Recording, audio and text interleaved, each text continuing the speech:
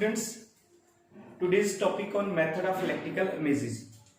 ये बहुत इंपॉर्टेंट है एग्जामिनेशन पॉइंट ऑफ व्यू से भी। मोस्ट ऑफ द टाइम ये क्वेश्चन जो है एग्जाम में पूछा जाता है और 4 मार्क्स का क्वेश्चन होता है जनरली। ठीक है, तो इसको आपने बड़े ध्यान से सुनना भी है और लर्न भी करना है। ठीक है, इलेक्ट्रिकल इमेजेस। अब इलेक्ट्रिकल जो इमेजेस था, फर्स्ट वो था लॉर्ड केल्विन ने इसको डिस्कवर किया था, लॉर्ड केल्विन ने। अब इसकी जरूरत क्यों पड़ी हमें? क्योंकि हमें पता है कि जो method of calculating the electric field है और पोटेंशियल था at any point, but this sometime this situation is very difficult या it's not very easy to calculate the electric field and potential at that points। जब ऐसे कुछ situations आती थी कि जहां पे हमारी इलेक्ट्रिकल और इलेक्ट्रिक फील्ड और पोटेंशियल जो वो कैलकुलेट करना हमें बहुत टफ हो जाता था, ऐसी सिचुएशन क्रिएट हो जाती थी। बस सिचुएशन कहां क्रिएट होती थी? अब क्वेश्चन यही है ना कि कहां सिचुएशन क्रिएट होती है। अब suppose we have taken that while solving the electrostatic problems concerning one or more points in the presence of conducting boundary surface। या एग्जांपल के तौर पे मैं ऐसे भी बोल सकता हूं कि कोई कंडक्टर मेरा any conductor placed in the electric field of one और मोर चार्ज प्रोवाइडेड सरफेस। जब भी कोई भी हमें सरफेस प्रोवाइड कर देता है, 1 or 2 पॉइंट्स आदि जो सरफेस प्रोवाइड करता है, the method enable us to calculate the electric field intensity and electric potential in the region which is not bounded by the conductors। जब वो कंडक्टर बाउंड नहीं कर पाता है तो उस केस में हमारे पास जो सिचुएशन होती है वो एक्सट्रीमली डिफिकल्ट हो जाती है। उस केस में हम क्या करते हैं, जो मेथड्स है use to solve this type of electrostatic problems. कौन सा? जब हमारे पास वो रीजन बाउंडेड नहीं होता है। तो उस केस में हमारे पास क्या होती है, जो फिक्टिशियस चार्जेस होते हैं या हाइपोथेटिकल चार्जेस होते हैं, फिक्टिशियस चार्जेस या हाइपोथेटिकल जो चार्जेस होते हैं, उनको हम लोग क्या करते हैं, फाउंड करने की कोशिश करते हैं to produce equipotential surfaces. Equipotential surfaces produce करते हैं जहां पे सेम पोटेंशियल से रहता है सरफेस पे, जहां सेम है। Equi mean same potential surface पे। तो इक्विपोटेंशियल जो सरफेस हमारा बन जाता है या सरफेसेस हो जाते हैं उस कंडक्टर के, तो why using this the conductor can be found to produce, conductor can be removed। in this case the conductor can be removed and electrostatic phenomena in the region where the conductor is not bounded can be studied to produce due to real and fictitious charges। वहां पे हम लोग क्या करते हैं, real और fictitious charges को calculate करने की कोशिश करते हैं। अब जब वो कैलकुलेट करते हैं तो ये क्या होता है, इलेक्ट्रिकल मेथड्स हो जाता है। ठीक है, अब मैं एक और भी एग्जांपल्स दे सकता हूं इसको अगर हमने समझना है कि सपोज हमारे पास कोई चार्ज है Q and infinite connecting sheets है। अब वो जो चार्ज होता है एट ए डिस्टेंस d, कोई भी डिस्टेंस d ले लिया हमने from the sheet, the presence of the positive charge will introduce charge on the sheet but the sheet being a conductor will be at the same potential. तो it can be to make it clear that it has zero potential. जब भी आप ground कर देते हो किसी चीज को तो उसका जो पोटेंशियल है ये वो जीरो शो करता है। अब हम लोग क्या करते हैं, कोई शीट जो लेइंग है YZ प्लेन्स में पड़ी है मेरे पास sheet, and the charge plus Q at a point having coordinates, कोई भी कोऑर्डिनेट्स हो सकते हैं, डिस्टेंस d है, हमने लिया 0 और 0 बन गए। देन जो x है वो ग्रेटर देन 0 है सपोज मेरे पास। ठीक है, अगर ग्रेटर देन 0 है everywhere, then the method of electrical images can be used. उस केस में हमारे पास method of electrical images use करते हैं to study the combined electrostatic effect due to the charge plus Q and minus Q. एक तरफ plus Q है, दूसरी तरफ माइनस क्यू है। ये देखो हमने क्या किया, इधर सॉलिड लाइंस शो की है, यहाँ पे डॉटेड लाइंस शो की है। अब ये इसकी इमेज है, electrical image, same mirror image है जैसे, ऐसे हमारे पास इलेक्ट्रिकल इमेज है। तो पर हम इसको बेसिकली यूज क्यों करते हैं, ये based on the some points that is the condition to be satisfied.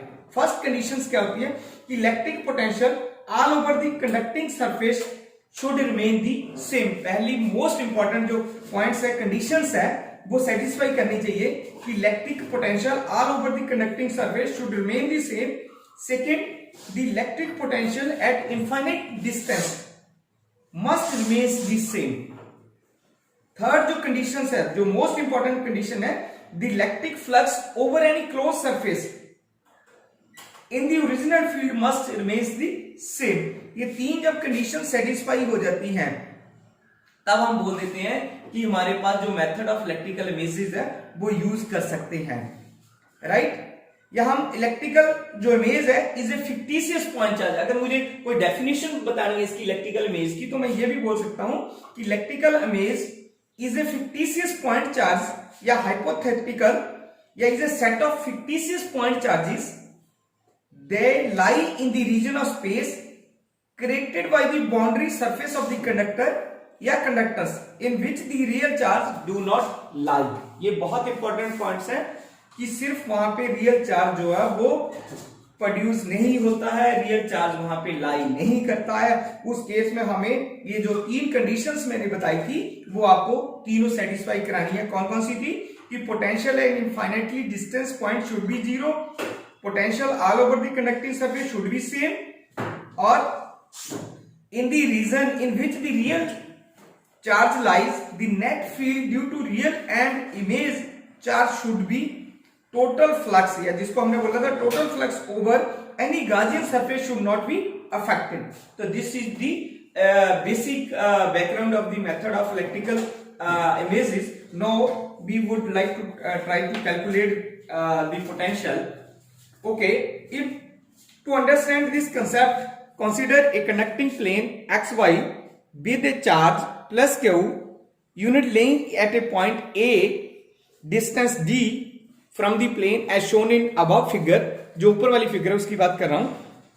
As the plane is earth, all points on it are at zero potential, so due to electrostatic induction negative charge is induced on the plane as shown in figure। देखो negative charge हमने left side में show किया हुआ है।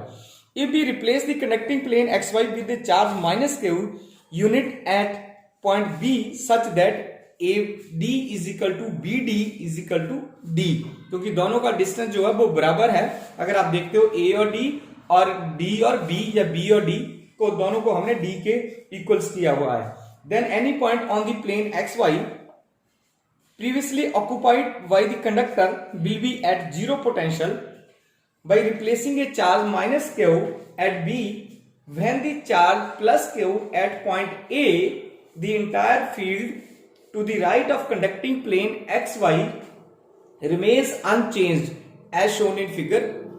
Second जो हमने नीचे figure बनाई है उसमें शो किया हुआ है when the conducting plane is removed, जब अर्थ कर दिया तो रिमूव कर दिया हमने। Thus the charge minus q at B serve the purpose of that of earth connected plane। The charge minus q at B is called electrical images of the charge plus q at A। So it is optical image of the object, या we can say that it is the optical image of the object। Okay, now we would like to calculate the potential at D due to charge plus q at A 1/4 pi epsilon naught q upon D। Similarly at point B पे मैं calculate कर लूंगा -1/4 pi epsilon naught q upon D, क्योंकि वहां पे minus इसलिए use किया क्योंकि वहां पे माइनस चार्ज है और A पे पॉजिटिव चार्ज था। तो रिजल्टेंट जो पोटेंशियल एट D आ जाएगा वो क्या आ जाएगा, q upon 4 pi epsilon naught D minus q upon 4 pi epsilon D is equal to 0। देखो हमने पहले भी बोल दिया था कि जब conductor will be at zero potential, so वो जीरो पोटेंशियल हो गया, right. The potential at any point D on the plane XY is 0 when we consider the point charge plus Q at A and point minus Q at B, so a conducting plane XY is removed, right।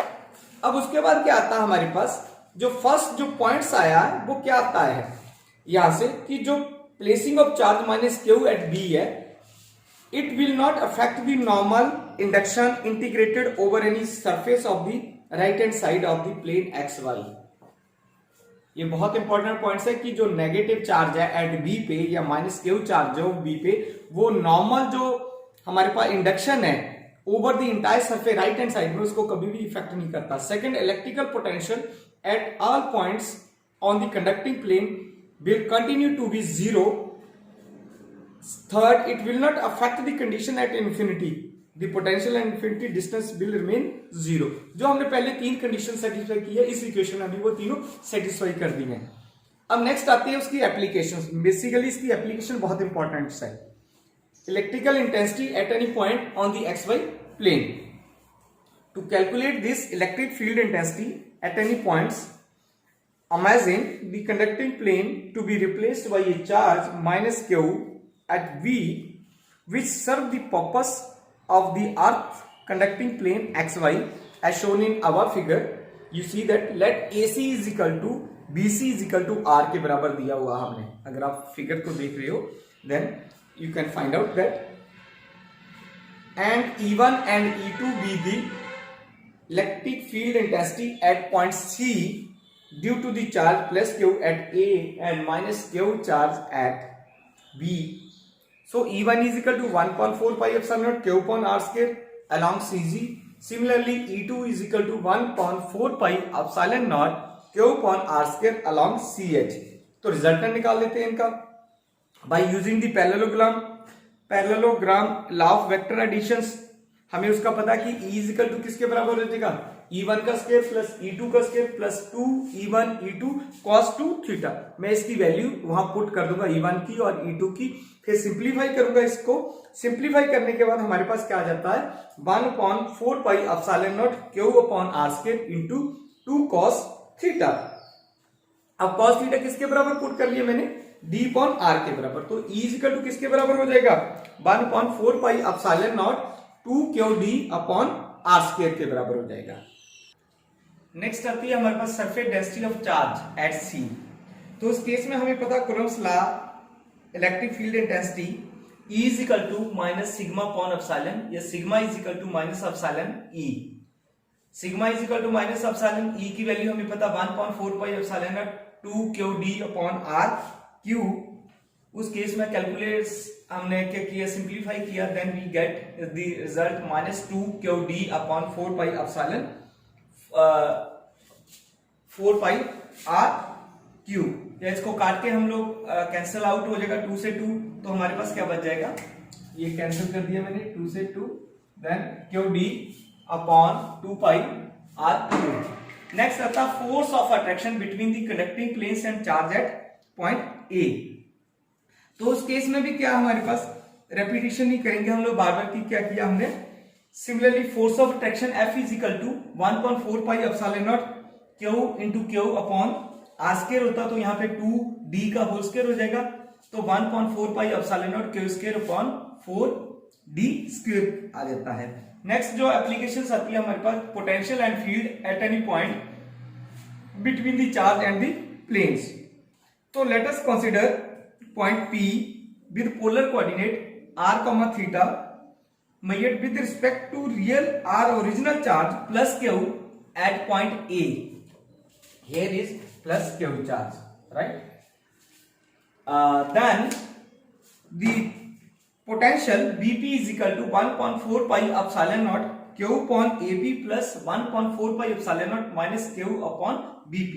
अब BP हम यहां से calculate कर सकते हैं distance BP जो given by है, तो BP is equal to R square plus 4d² plus 4rd cos theta. ये हमने सिंप्लीफिकेशन किया कि bp square is equal to ap का स्क्वायर प्लस ab का स्क्वायर माइनस 2ab bp, चाहे इसको ब्रैकेट में भी रख सकते हो आप लोग, इट डिपेंड्स अपॉन यू, ठीक है right, into cos 180 minus theta. तो हमें पता है कि वो वैल्यू कौन सी बन जाती है, माइनस cos थीटा बन जाती है, ठीक है, हमने वो कैलकुलेशन कर लिया तभी ये प्लस 4 किया है, ठीक है। तो आप कैलकुलेट कर सकते हैं सिंप्लीफिकेशन से किया ओनली।